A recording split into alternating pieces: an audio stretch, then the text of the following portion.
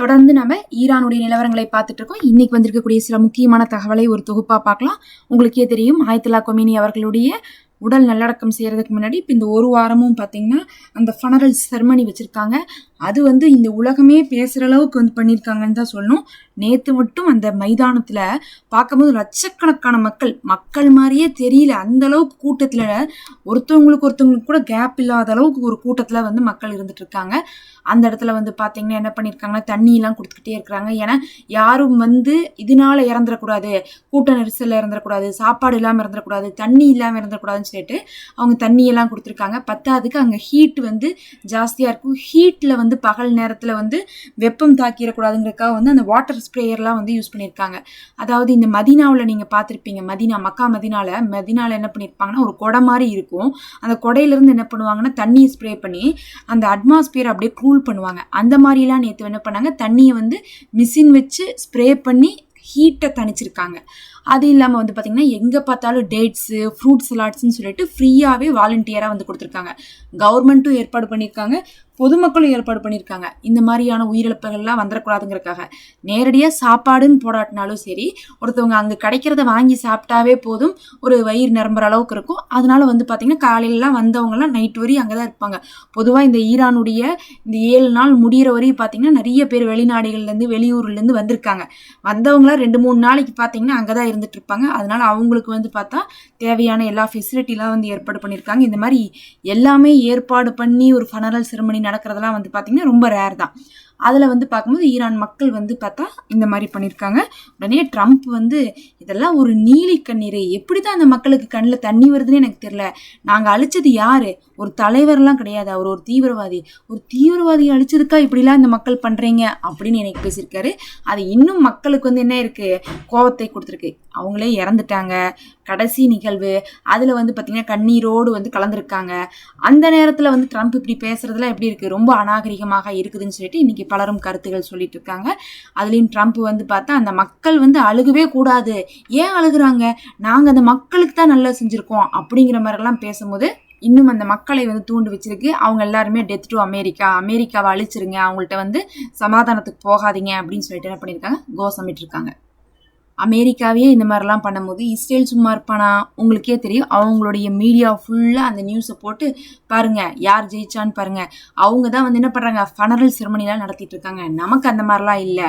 அப்போ இந்தியா தலைவர்கள் இறந்தாங்க, அங்கே தான் இறந்தாங்க, அப்போ அவங்க தான் தோத்துட்டாங்கன்னு அர்த்தம் அப்படிங்கிற மாதிரிலாம் சொல்லிட்டு இஸ்ரேல் என்ன பண்ணுறாங்க, அந்த டெத்துக்கு காரணமே நம்ம சாதிச்சிட்டோம், இந்த போரே நமக்கு வெற்றி தான் அப்படின்னு சொல்லிட்டு இந்த நியூஸை பரபரப்பாக பரப்பிட்டு இருக்காங்க. உங்களுக்கே தெரியும், இந்த வருஷ கடைசியில் எலெக்ஷன் வரப்போகுது இஸ்ரேலில். நெத்தனியா எதிரையாவது ஒன்று ஜெயிச்சிட்டேன்னு சொல்லி மக்களை நம்ப வைக்கணும்னு சொல்லிட்டு படாத பாடுபடுறாரு.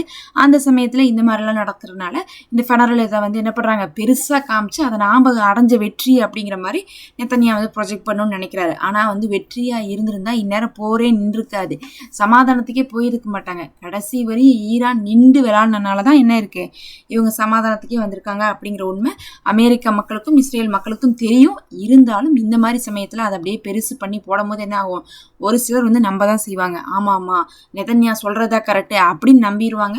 அந்த மாதிரி தான் பார்த்தா எல்லா ஊடகங்கள்லையுமே பப்ளிஷ் பண்ண சொல்லி இஸ்ரேல் முழுவதும் இதே தகவல் தான் போயிட்டுருக்கு. மறுபக்கம் பார்த்தா அங்கே 3 மகன்கள், ஆயத்துல்லா கொமேனி அவர்களுடைய 3 மகன்கள் பார்த்தீங்கன்னா கலந்து கொள்கிறாங்க. முஜ்தபா கொமேனி இந்த தடவை வரமாட்டோம்னு ஏற்கனவே அறிவிச்சிட்டாங்க. அதனால அவங்கள தவிர இருக்கக்கூடியவங்கலாம் கலந்துருக்காங்க.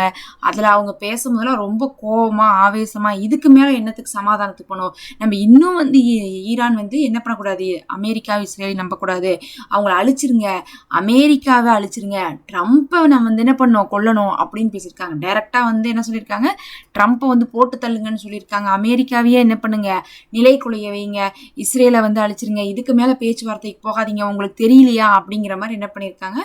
ஐஆர்ஜிசி தரப்புல இருந்துமே பார்த்தா, அதுவும் இல்லாமல் ஆயத்துல்லா கொமேனி அவர்களுடைய மகன்கள்லாம் பேசியிருக்காங்க. இப்போ என்னன்னா ஈரானுக்குள்ள 2ஆ பிரிஞ்சிட்டு இருக்க மாதிரி இருக்கு.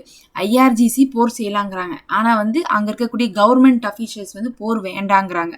ஆனாலும் வந்து இது சமாதானம் வருமான்னு கேட்டிங்கன்னா, இந்த 9 நாள் வந்து பார்த்தா இந்த நல்லடக்கம்லாம் பண்ணிட்டு என்ன பண்ண போறாங்கன்னா, மறுபடியும் பேச்சுவார்த்தை தொடர போறதா சொல்றாங்க. ஒரு பக்கம் ட்ரம்ப் என்ன சொல்றாரு, நான் தலைவரை கொல்ல, அங்க இருக்கிற தீவிரவாதியை கொண்டிருக்கேன். அதனால அந்த மக்கள் அழுகிறதெல்லாம் வந்து நீலிக்கண்ணீர், அதெல்லாம் தேவையே இல்ல அப்படின்னு பேசிட்டு இருக்காரு. இன்னொரு பக்கம் இஸ்ரேல் வந்து இதுதான் நம்ம செஞ்ச சாதனை அப்படின்னு பேசிட்டு இருக்காரு. இந்த நிலைமையில வந்து பார்த்தா அங்க இருக்கக்கூடிய ஆயத்துல்லா கொமேனி அவர்களுடைய மகன்கள், ஐஆர்ஜிசி சேர்ந்தவங்க போர் நிக்கணும்னு அவசியமே இல்லைங்கிறாங்க. மக்கள் எல்லாமே வந்து ட்ரம்ப் இருக்கக்கூடாது, டெத் டு அமெரிக்காங்கிறாங்க. இப்படி ஒரு நிலைமையில அடுத்து சமாதான பேச்சுவார்த்தை ஆரம்பிச்சா என்ன ஆகும் நீங்களே முடிவு பண்ணிக்கோங்க. கண்டிப்பா விட்டு தர மாட்டாங்க. இந்த நல்லடக்கம்லாம் செய்றாங்கன்னா இந்த ஒரு வாரத்துக்கு அந்த ஒரு மைண்ட் செட்லயே இருப்பாங்க. அதெல்லாம் முடிச்சுட்டு வந்து பேசும்போது கோவத்துல தான் பேசுவாங்களோ தவிர விட்டு கொடுக்கணும்னு யாருமே நினைக்க மாட்டாங்க. அமெரிக்கா கொஞ்சம் கூட வந்து பாத்தீங்கன்னா அந்த நம்ம சமாதானத்துக்கு போயிருக்கோம், நம்மளாலேயே முடியலன்னு தான் நிறுத்திருக்கோம்லாம் நினைக்காம கிடைக்கிற நேரத்துல என்ன பண்ணிட்டு இருக்காங்க, நம்ம சாதிச்சிட்டோம்னு சொல்றதுனால ஈரான் என்ன பண்ண மாட்டாங்க. கண்டிப்பா பேச்சுவார்த்தை எந்த விதத்துலயும் ஒரு முடிவுக்கே வராது. கண்டிப்பா ஜவ்வா இழுக்கு தான் போகுது. அதே சமயத்துல இன்னும் ஒரு மாசம் போர் நடக்காம இருந்தா நமக்கு என்ன ஆகும், பெட்ரோல் விலையெல்லாம் குறைஞ்சிரும்னு சொல்லிட்டு சொல்லப்படுது. பார்க்கலாம் இவங்க போர் செய்வாங்களா இல்ல போர் செய்யாம மறுபடியும் சமாதானம்னு வருஷக்கணக்கா இழுப்பாங்களான்னு தெரியல. ஏன்னா 1 மாசம் 2 மாசமாவே இப்ப சமாதானம் தான் சொல்லிட்டு இருக்காங்க. ஆனா வந்த பாடு கிடையாது.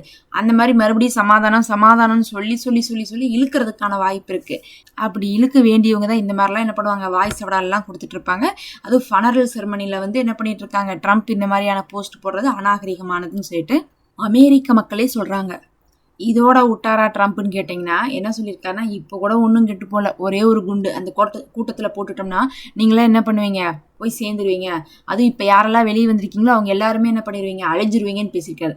அப்போ இந்த அளவுக்கு நிலைமை இருந்துட்டு இருக்கு. இந்த நிலைமையத்தில் கூட ஒரே ஒரு குண்டை போட்டால் முடிஞ்சு போச்சு அப்படின்னு பேசினா ட்ரம்ப் இப்படி பேசுறது கண்டிப்பாக ஈரான் என்ன பண்ணுது, உசுப்பேத்துற மாதிரி தான் இருக்கு. கடைசியாக வந்து பார்த்தீங்கன்னா இன்னைக்கு வந்து செங்கடல்ல வந்து இஸ்ரேலுடைய கப்பல் தாக்கப்பட்டதாக ஹவுதீஸ் வந்து அறிவிச்சிருக்காங்க. அதே சமயத்துல சைனாவுடைய கப்பல்களை வந்து பாத்தீங்கன்னா ஆஃபர் கொடுத்து அனுப்பி வச்சிருக்காங்க. ஆஃபர்னா என்னன்னா இவங்களுக்குலாம் வந்து சலுகைன்னு சொல்லிட்டு சைனாவுக்குலாம் வந்து ஃப்ரீயாவே கப்பல் அனுப்பியிருக்காங்க ஹார்மோஸ்ல. ஆனா வந்து இன்னும் கூட ரெட் சீல வந்து இஸ்ரேலுடைய கப்பல் வந்து தாக்கப்பட்டுதான் இருக்கு. இதுக்கு நடுவில் இந்த ஏமனுக்கும் அதாவது ஹவுதீஸுக்கும் சவுதிக்கு நடுவில் வேற பிரச்சனை போயிட்டு இருக்கு. இன்னைக்கு என்ன ஒரு தகவல் வருதுன்னா, இப்போ இது வந்து பார்த்தா எப்படி போயிருக்குன்னா, ஏமன்ல இருக்கக்கூடிய ஹவுதீஸு சவுதியை அடிப்பேண்டும், சவுதி வந்து ஹவுதீஸை அழிப்பேனும் சொல்லிட்டு இருக்காங்க. மறுபக்கம் ஹவுதீஸ் வந்து என்ன பண்றாங்க, இன்னொரு பக்கமான இஸ்ரேலை வந்து அடிக்கணுங்கிறதையும் அடிச்சிட்டு இருக்காங்க. இன்னுமே கூட கப்பல் அடிச்சிட்டு இருக்கறனால இஸ்ரேலுக்கும் வந்து ஏமனுக்கும் நடுவில் கூட சண்டை வரக்கு வாய்ப்பு இருக்கு அப்படின்னு சொல்றாங்க. பார்த்தா ஏமனுக்கும் இஸ்ரேலுக்கும் நடுவில் சண்டைகளுக்கான வாய்ப்புகள் இருக்கு. ஏதாவது ஒரு போராவது வர்றதுக்கு அதிக சதவீதம் எதிர்பார்ப்பை கிரியேட் பண்ணிருக்கு. சும்மா இப்படி இந்த மத்திய கிழக்குல மாத்தி இவங்க அவங்கன்னு போட்டி போட்டுக்கிட்டே இருந்தா அங்க இருக்கிற செங்கடல் ஏற்கனவே மூடி வச்சிருந்தாங்க, இப்பதான் திறந்திருக்காங்க. ஹார்மோஸை இப்ப மூடி வச்சிருந்திருக்காங்க. அடுத்து மறுபடியும் என்ன ஆயிரும், செங்கடல் மூடப்பட்டுரும். ஹவுதீஸ் மேல போர் வந்தா அது இந்த பக்கம் சவுதியில வந்தாலும் சரி, அந்த பக்கம் இஸ்ரேலோடு வந்தாலும், ஹார்மோஸ் வந்து திறந்தாலும் சரி, ரெட் சீ மூடப்பட்டுரும். மறுபடியும் நமக்கு என்ன ஆகும், விலைவாசி உயரதான் செய்யும். இதெல்லாம் தான் இப்ப வந்து முக்கியமான தகவல்.